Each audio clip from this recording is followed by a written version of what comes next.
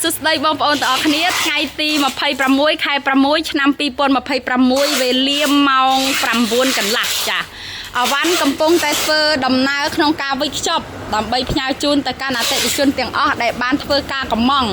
ចាពូជចោអាសូឡាជីថ្នាំការពារសត្វល្អិតពីកសិដ្ឋានរបស់ខ្ញុំអញ្ចឹងបងទាំងអស់គ្នាចាដែលបានធ្វើការកម្មង់អាចធ្វើការទំនាក់ទំនងមកសាកសួរព័ត៌មានរកចម្ងល់អំពីការដាំចាបច្ចេកទេសផ្សេងពីខាងអ្នកលក់បាន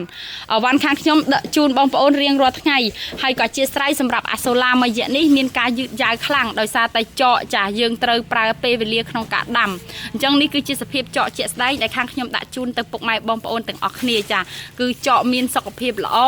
ខៀវល្អ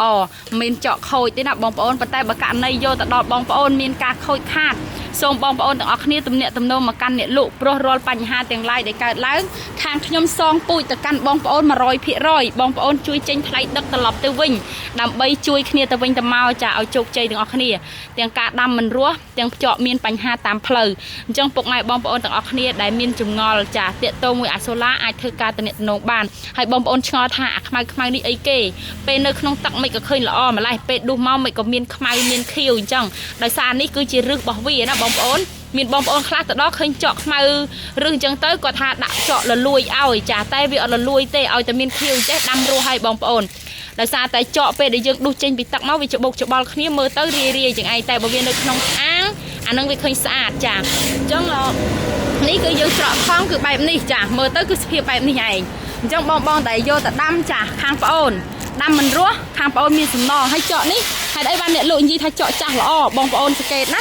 ចកដែលចាស់ល្អគឺជាចកដែលមានគ្រាប់ចានេះបងប្អូនគ្រាប់វាមួយនៅក្នុងសាច់វានេះចាអញ្ចឹងពពួកចកអស់នេះឯងចាដែលបងប្អូនយកទៅដាំទៅគឺសុវត្ថិភាពខ្ពស់ក្នុងការរស់ចាអញ្ចឹងថ្ងៃនេះយើងដុះបានតែ200គីឡូទេណាបងប្អូនចាថ្ងៃស្អែកយើងនឹងបន្តដុះទៀតចាហើយនេះគឺជា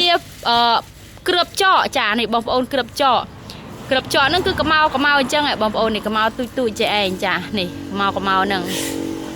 អញ្ចឹងពេលដែលពួកខ្ញុំដាក់ជូនពុកម៉ែបងប្អូនទាំងអស់គ្នាទៅទទួលចោះបងអីវ៉ាន់ថ្ងៃនេះយើងចេញបានអតិថិជនដល់ថ្ងៃទី16ចាស្អែកចេញបន្តទៀតព្រោះថ្ងៃនេះដុះបានតែ200គីឡូទេអស់ចោលហើយអាផ្នែកដែលយើងអាចដាក់ទៅបានណា